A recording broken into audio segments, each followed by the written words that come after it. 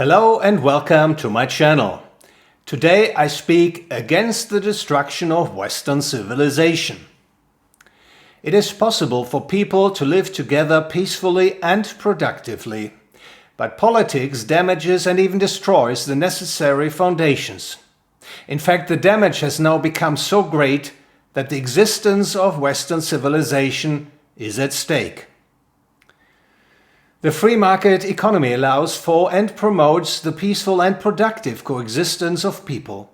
It offers you and me, all of us who tend to have very different goals, talents and inclinations, the opportunity to connect nationally and internationally for our mutual benefit through the division of labor. People in societies that implement division of labor not only increase their material prosperity, they also recognize each other as useful contributors for overcoming the challenges of their lives. The free market economy therefore connects people peacefully with one another, not just temporarily, but with a lasting perspective. The free market economy is based on voluntary action. Everyone is free to offer goods to their fellow human beings, which they can either voluntarily accept or reject, and everyone is free to demand the goods they wish to purchase. Coercion, violence and war are alien to the free market. In a free market economy, there is unconditional respect for private property. Everyone has self-ownership of his or her body and physical goods acquired through non-aggressive means, through homesteading, production and/or trade, including donations.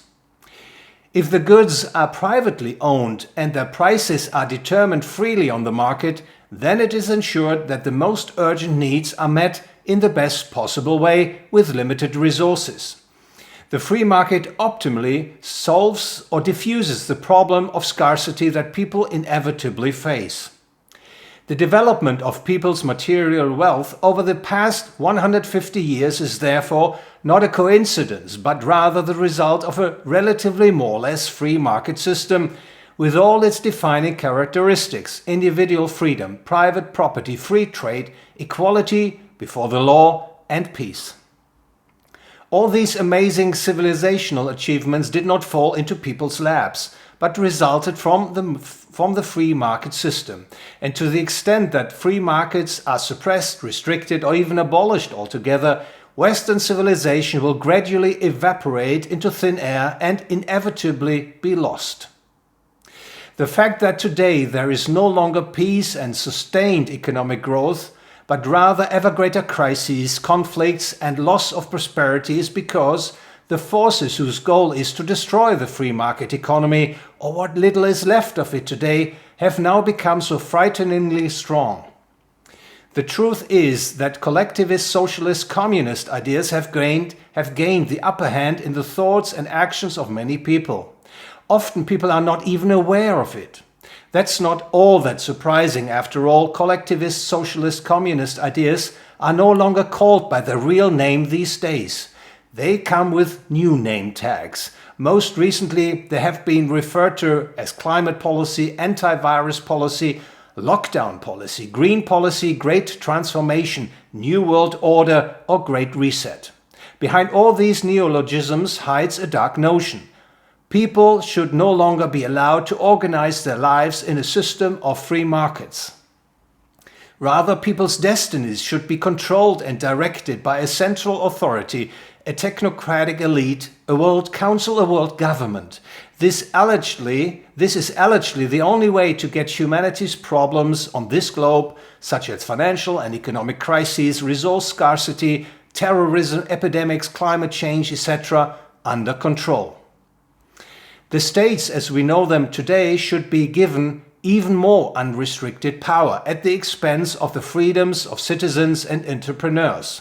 The states or special interest groups that use them for their own purposes become a ruling caste that can no longer be controlled by the people. States are increasingly intervening in all areas of life: education, kindergarten, schools, universities, health, retirement planning, transport, money and credit, law and security, and the environment. Sooner or later, states will determine who is allowed to produce what, when, and under what conditions, and who is allowed to consume how much and when. For example, green politics is a central component of the Great Reset. The goal is a hasty government-enforced and probabilistically expensive transition away from fossil fuels, drastically reducing the livelihood of many people on the planet and sending millions, if not billions, of people into impoverishment and hunger. A major hurdle that proponents of the Great Reset must overcome is the nation-state, because people who feel connected to a nationality will not be willing to allow themselves to be governed even more centrally from a supranational level than is already the case at the national level. Therefore, the proponents of the Great Reset seek the dissolution of the nation-state, or at least its dehomogenization, especially through politically induced mass immigration. This makes democracy, whether understood as self-determination or the majority dictate, impossible, while many people probably do not even notice it.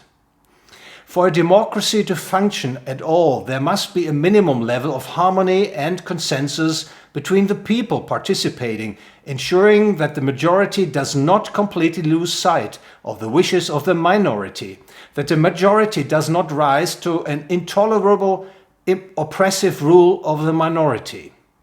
In dehomogenized communities, where people's values, traditions and religions differ greatly from one another, democracy is likely to become an explosive source of conflict.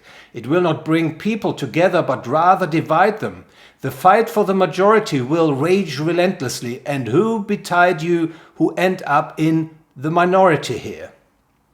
If the dehomogenization of nation-states occurs through politically induced mass immigration, then the unifying effect of national belonging also disappears. Disorientation spreads, and growing internal conflicts make people susceptible to authoritarian subversive promises of salvation and social experiments. From this point of view, the politically induced mass immigration in the United States of America and Europe is not a coincidence or an accident, but a consequence of the ideas that are spreading in the wake of the Great Reset and are now increasingly falling on fertile ground, discrediting democracy from the perspective of a growing number of people. Wokeness, by the way, also has a similar effect. It aims to stir up conflicts between people over perceived inequities that inflame interest groups, thereby turning them against each other and making their peaceful coexistence impossible.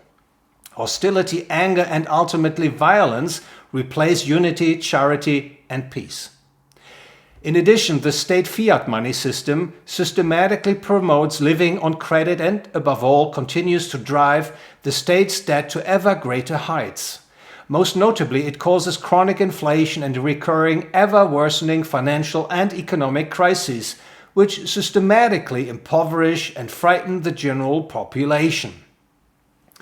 A devastating spiral begins. The crises caused by states are falsely attributed to free markets by experts such as political scientists and mainstream economists, and even more far-reaching government interventions are being promoted as a rescue from the evil, which will destroy the few remnants of the free market system. And with that, of course, Western civilization will inevitably be destroyed. If people want to prevent this, what needs to be done is very clear. The state, as we know it today, must be pushed back to its full extent, and people must again lead their lives in free markets in a self-determined and self-responsible manner. This necessitates a renaissance of the enlightenment, in the sense of the enlightenment that the German philosopher Immanuel Kant called for. People must use reason, must muster the courage and overcome the cowardice to think for themselves again, to break free from their spiritual chariot. Fortunately, human reason can comprehend that only the free market system can lead the way out of misery, avert the collapse of civilization, and bring peace and prosperity to humanity.